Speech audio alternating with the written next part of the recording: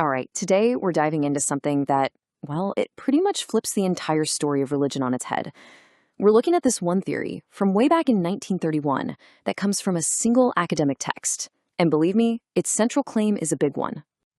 You know the story we're always told about religion, right? It's supposed to evolve. You start with a bunch of different gods, spirits, whatever, and then, much later, you get to the idea of just one God. But what if that's all wrong? I mean, completely backwards? What if the very first religion humanity ever had was actually belief in a single supreme being? Yeah, that's it. That's the wild idea we're digging into. This one scholar was convinced that if you could just find the oldest human cultures still around, you'd see it, this incredibly powerful and consistent belief in one single high God. It's a huge claim, for sure. So before we even look at his evidence, we've got to understand how he thought he could even find these people in the first place. Okay, so before we can get to the who and the where, we have to tackle the how.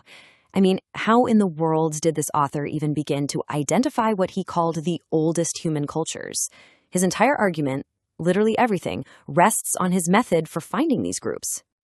So the author's first move was to look at a map. His whole idea started with geography.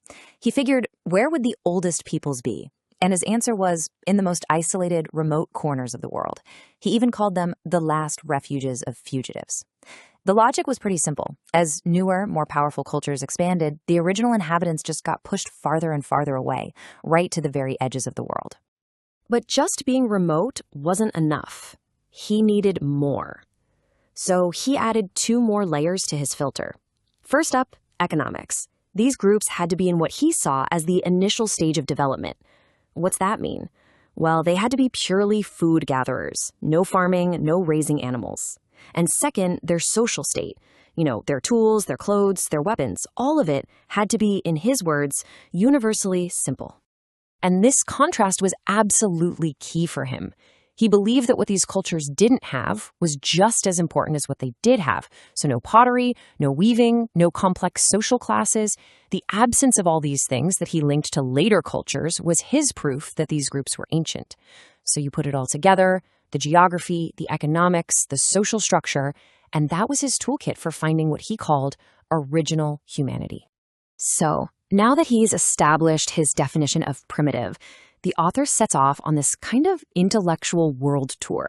He starts looking for this belief in a supreme being in these very specific, scattered cultures all across the globe to see if his theory actually holds water. His first stop? The Pygmy peoples. He zeroed in on groups living deep in the forests of Central Africa and Asia because they fit his criteria perfectly. They were isolated and they lived that pure food-gathering lifestyle. For his theory, they were the first big test case.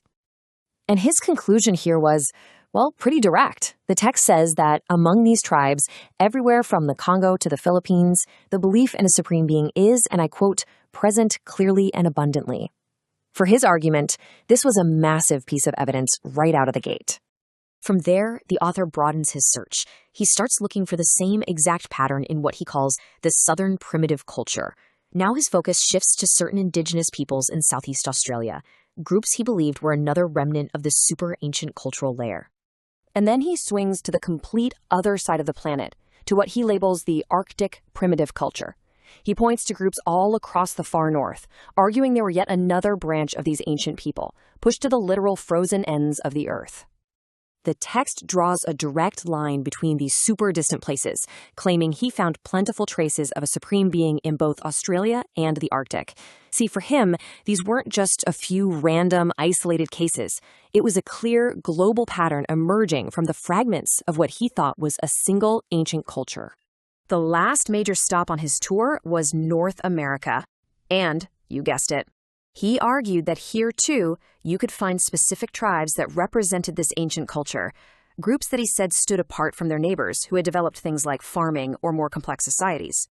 He points to groups all the way from California to various Algonquin tribes in the north and east. Across this entire massive continent, he argued, these specific groups all show the belief in a high god in various ways. And with that, his intellectual world tour was finally complete. Okay, so after looking at all these different peoples across Africa, Asia, Australia, the Arctic, and North America, The author is finally ready to tie it all together and make his final, really powerful claim.